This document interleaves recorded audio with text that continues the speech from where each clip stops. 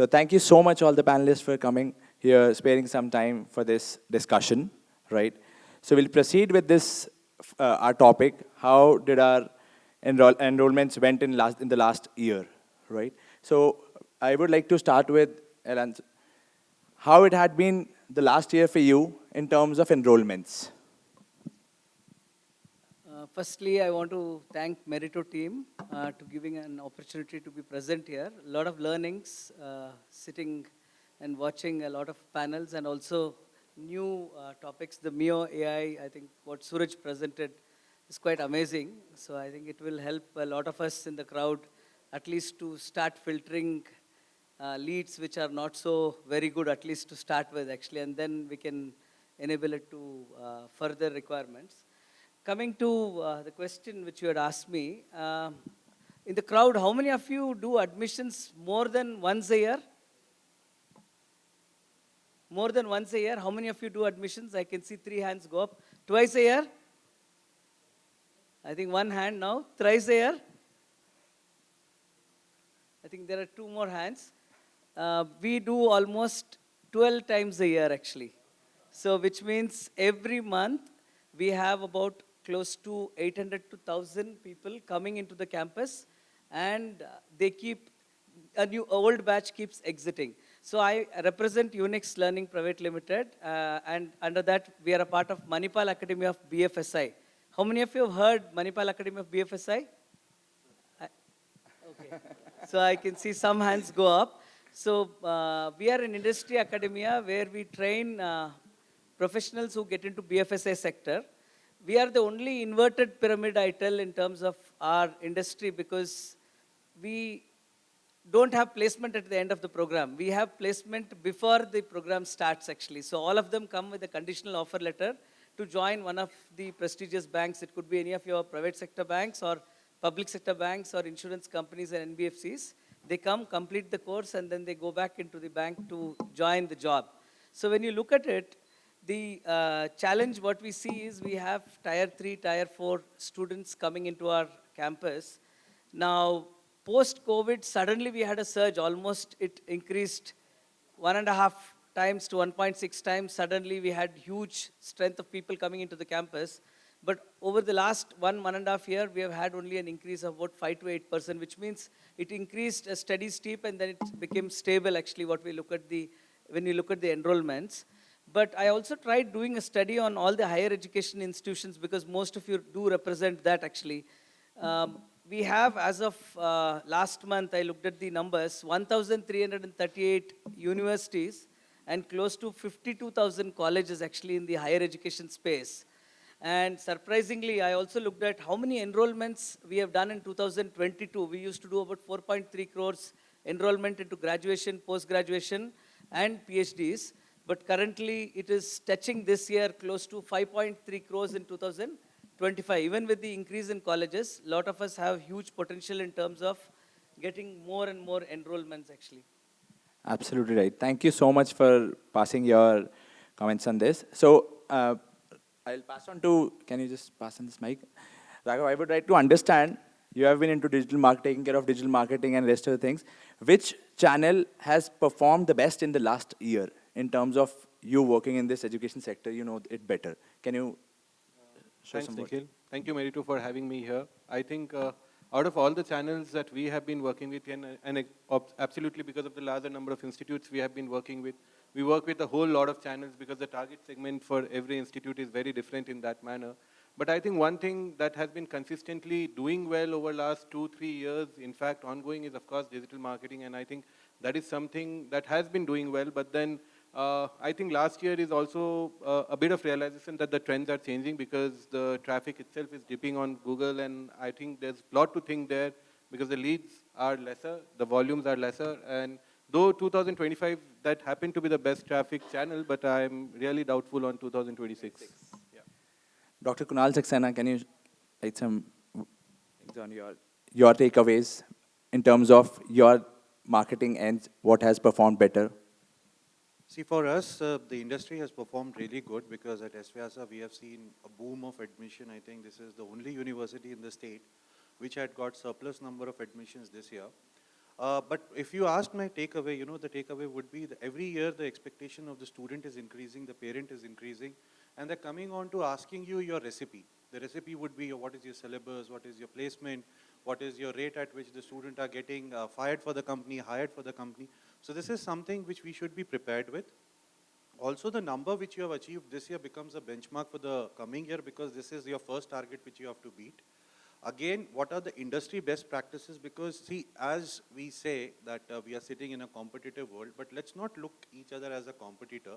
Let's do the analysis of what did you do the best, and from which we can learn and we can also adapt the same. Because ultimately, as sir was giving the numbers, we have to live in the same industry. The pond is the same, the fishes are the same, the environment has to be same, so why make the dirty water for us? Only thing which is most important is, I think, let's not get down on the student expectations. Have an edge which is not there for the student to explore and tell them at the end, because student is much more interested. There's a difference between consumer and customer in that case. Consumer being the student brings the customer, which is the parent. And at the same time, if the parent is convinced with the consumer's feedback, I think you definitely have a sale. So this would be my takeaway for 2025. And for 2026, we are keeping ourselves geared up at SVIASA, because the way AI, data science and cybersecurity is shaping up, not only in engineering, but also in the management courses also, takes us to do a lot of homework back home, that we don't, get down with the student expectations. Thank you so much, Kunal. So, sir, I would like to understand from you in terms of how, because for a candidate, payment is one of the best important thing for you to convert it, right? How have you made sure that those barriers for a candidate should be an easy process for them to get converted soon? See, there are a lot of options that you have to make it available for the student to ensure that the payment process works seamless. What I generally recommend is, if you want an instant, because admission process, like joining for any course or something, I always compare it with a gym. So when you join a gym, the decision has to be instant, the payment has to be made instantly. In fact, yesterday I was watching a YouTube channel and said, out of a survey, that 92% of the people who join the gym never go to the gym. All right, so the real gym users are the 8%, but you are making money out of the entire 100%. And you cannot have one of the most important factor of closing a sale is the application process, and most importantly, the payment process. So what I recommend generally is open up multiple payment options to the students. At the same time, ensure that your terms and conditions are well explained in all the payment options. Because otherwise, what happens is, after making the payment, if the candidate, changes the decision later, they would honestly come back for refund. And refund is a very, very, very difficult process. You do not want to leave the student, you do not want to process the refund, but at the same time, you want to play safe and you want to play sincere as well, because all these can, outgrow in social media. So what I recommend is keep multiple payment channels open to the student. Ensure that you have all the credit cards that you accept, no matter how much is your processing fees charged, whether it's MX, whether it's Diners Club, whatever. Ensure that you have given all the options to the student, so that nothing comes in the way when the student is actually excited to make the first payment. Please. I just want to add here, this is on the direct payments, what you can do through whatever credit card, net banking, whatever you have. There is also another angle to it, because in today's world, a lot of people, when they go for studies, they want to go ahead and take loans actually from different banks or institutions. Now the challenge is, when they are trying to apply for a course and we tell 2 lakh per semester or whatever is their charges, and if they have to study for 8 semesters, 4 semesters, so they have a total amount which they are eligible to pay at the end of each semester, or at least at once. So we need to also see that, use the application form to try and get your CIBIL score, for example, checked at that stage whether they are really eligible for a particular loan, or enable them with that, because that can help you to convert also better. Because if you only look at they getting in money from somewhere, some funds outside and then paying, they may not be able to pay at some point of time. So this way, if you are able to partner with some of the loan providers, because for us, we get people from tier 3, tier 4. So if you look at, we have close to about 80-85% only on loans actually. There's nothing, 10-15% who pay are very, very few who could take loans outside and then give it to us, or they're willing to pay directly through the direct route. Otherwise, it's 85% to 90% on loans. And if people are not eligible for civil on the private or public sector banks, there are other institutions which will help you to give it at a little higher rate of interest, still enable them to study actually. So we need to enable them so that we can convert, because you would have got them all the way till the last stage. It is only getting the fundings actually. Otherwise, you will not be able to convert. Thank you so much, sir. I would like to share your words on this. What's your take in terms of passing these barriers for candidates? See, we are a very young institute, so we are just 2 years old, so I'm running a startup, so you can understand that I'm trying to juggle a lot of stuff here. But all the stuff that has been spoken earlier, whether it is lead generation to conversion, all of it is equally applicable to us.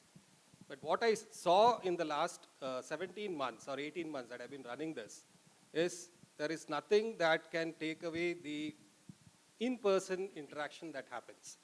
So we have done everything, whatever you mentioned, right? We brought in Meritto, we got the funnel, we did the, what you call as lead weightage. We had a good team that was doing a lot of counseling, but none of it worked. 6-7 months, it was only, putting good money behind bad money. And then we realized that there is something that is really missing. It is the trust factor. What does a student or a parent really look at? It's not about the course or it is not about this thing. We are trying, so I'm not sure whether you have heard about Brigu Academy. We are doing international pathways. It's a 1+1 program with Japan. Now, when everybody is wanting to go to the West, we are trying to go to the East. So, those are the kind of challenges that I was facing. But what I realized in the due course of time is, if I can get my student to come and meet me inside my premises, if they can talk to me in person, we can sell that dream across. Which I think even in the days of Mia and the other products that we are talking about, is absolutely critical. So we need to have a team or senior professionals who can actually do the counseling and be able to sell a dream that at the end of this course, this is what you are likely to become, or this is a potential where you can land up. See, most of us, we are talking about products, but we are selling a service. But I would take it to the next level and say that, in fact, we are trying to sell a dream. We're trying to sell a dream for a student of one job or maybe a happy life ever after. So that takes a lot of effort. That is not going to happen with a bot. That is not going to happen with an academic counselor at the beginning level. It really needs relationship level. Right? It needs people who come with at least 5 to 7 years of experience in the industry, who have had their, falls, who understand how difficult it is, and that is when they'll be able to tell the truth. Otherwise, it just doesn't work. So in my experience, I think this has been the pitfalls that we face in the past 16, 17 months. Thank you so much, sir. So, sir, as you said that we have to have a relationship with the candidates. I would like to understand, how are you managing the expectation of a candidate? Because as soon as they come up, they have n number of expectations. And you have to train your teams in terms of handling that. How are you doing that? That is the most important thing to convert a candidate eventually. Okay, so it's a very complex question. I'll try and answer this in 2 parts. So we have a sister concern where we have developed our own agent AI. Now, what we have done is, the initial portion of trying to qualify whether a lead is good enough and take away they separate the wheat from the chaff. We have already done that. So it is on test phase like Mia. We are also on the test phase.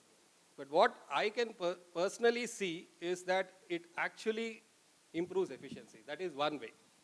As an outcome, we are also able to understand from the words, there is a set of sentiment analysis that we are able to do. So we are able to cluster it between the good, bad, and the ugly. Now, that is one of the biggest challenges for every counselor or a decision maker. So if I can understand that this prospect is falling under the good category, I now know who I should be sending across for having that face-to-face conversation. If it is in the maybe category, then I also know what is it that I need to present in front of that individual to be able to shift him from this side to that side. So these are kind of, work in progress. We have not reached a stage where I can give you an algorithm to say that, step 1, step 2, step 3, but we are figuring it out. At the moment, I think the base level, what I feel is that telecallers gone. So this is, actually happening in engineering colleges. You don't get any of the top companies today coming to hire. Look at even the IITs, 20 companies are not going to the IITs today. It's not a question of whether the IIT students are bad. It's a question where your chat GPTs and agent AI can do things much better than them. It has hallucination. And the hallucination can be corrected by people who have mastered it in the 3 to 4 years of work experience. So that is what matters. So that's a similar thing that is happening even in the sales process that we follow. We have a set pattern where we have junior telecallers, and then we have academic counselors, and then maybe we have relationship managers. I see the first two level going away. It's going to be taken away by agent AI and bots, and then straight away it is going to jump into relationship manager level. We are going to have hyper-personalized conversation, exactly like what Netflix does to me. I like some of these Hollywood movies. I like Will Smith. It keeps prompting, it keeps telling me things till I'm a sucker for it. That's what is going to happen, is what I see in the next maybe 12 months. Thank you. Perfect, thank you. I would like to understand, Raghav, you have been working in the education sector from the past decade. So what would you like to change in the upcoming year to make sure that the learnings you had in the previous year and you can improve in the 2026 so that a process for a candidate can be made a bit easier? I think a couple of things that we have strategized to be adapted for the coming year. One of them definitely is to do more and more personalization. Gone are those days that you send generic content on SMS, WhatsApp, email, and then you get responses. So it has to be more and more personalized. Secondly, there's one thing additional that we are looking at is the speed of change. The speed of change is very drastic. And if we review once in fortnight or a month or 50 or a week, it's going to be very tough because many things change in 10, 15 days in an admission cycle now, and hence we have to consistently see that the reviews happen much faster, and the speed of change, the adoption has to be much quicker than what we usually take. Third thing that we are looking at is to have more defined data-driven decisions, because now it is predictive. We can understand at what time, what moment of time the student is going to take more lead. We have more data available. We know when are they active. And with Gen AI calling and so many other kind of AI apps coming in, I think the dependency on human is going to go less at a lower level. Of course, we need it where personalizations are required at up level, but then lead qualification is going to be more digitalized.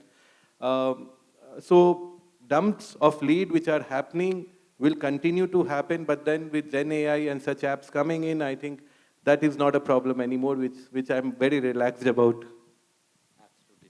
Thank you. So Kunal, I would like to understand one more thing. As in 2025, you have seen candidates, we saw an example, Manish sir stated that a candidate created a bot and started working. So they are going to tech, right? Now, what do you see enforced in the 2026 year that what should an institute be prepared of? Making sure in the current situation, people are also adopting tech as compared to last 4 years or 5 years. So what changes an institute should take to make sure that in 2026 they are at par, at least? That's a very tough question. It is very difficult to predict future. But before I give this answer, I'd like to ask all of you, what are the 2 questions the parents will ask when they come to the campus? What are the 2 questions the parent or the student will ask you when they come to the campus? First question. And second question, please. So we have to fight this first. Why I say, we have different institutions we are working for and different parents we are attending to. Let's come out of the myth. This is the same parent who is hovering around the different institutes. Now, when it comes to implementing technology, if you ask my personal opinion, I'm going to implement technology on certain domains. I'm not going to implement it on everything. Why? The irony of the situation is you put every best practice on the data which is worth nothing. This data is available to everybody. This data is worth nothing, and it is punctured data. The moment a telecaller or a counselor or a relationship manager calls calls from an institute to a candidate, say, I'm calling you from so and so institute, and are you willing to take admission? Three things might happen: either no, or the call will be disconnected, and rarest of the rare situation, what Suraj was showing 1%, they will say, yes, can we talk further? Why should we waste time on that? So I'm going to prioritize my communication. If I'm going to go with outreach, I'm going to implement AI on outreach in a certain manner. If I'm going to do drip marketing on my SMS and emails and WhatsApp, I'm going to put AI in such a manner only on certain amount of data which is very much relevant to me, I'm going to work on it. See, database is something which is mine for everybody, but the data mining has to be done by you. Why waste time? We were talking about telecallers here. The biggest problem with telecaller or a counselor is, and you will agree with me, the moment they do 10 calls and they get rejection, they say data is waste. Because they come up with a notion that this data is worth nothing because it is coming from the same source, medium, and campaign. We have 3 buckets in our system, specifically gift of Meritto to the world, which is called primary, secondary, and tertiary. Now, as an institute, you asked me, at the end of the season, I'll be puncturing my tertiary bucket only. Why? Because the student is trying to reach through me multiple sources. But every other partner who's working with me will try to occupy my which bucket? Primary, secondary, or tertiary? They're going to occupy my primary bucket. So if I have to work on 2026, I'm going to make sure lead repetition does not happen. The same admission does not come from various sources where I have to pay for the lead also, application also, and admission also. I'm going to make sure that the student gets personalized information from our institute or any institute in this case where they get to know what is it actually for. It should not be like I want to study BTech, but there is a confusion, AI, ML or cybersecurity. And finally, they end up in a course which only the few seats are limited remaining for. So let's not get into that irony. And also, if a student comes to your institute, my humble suggestion, do ask which all are the other category of institutions you're looking for. Because it is our duty to educate the parent and the student about the course and about the future of the course. Which should not be like filling a seat and then, taking in 2026 that his admission is mine and he says my admission is this. And finally, my boss says, why should I pay for both? Right? Thank you. Thank you so much, Kunal. Thank you.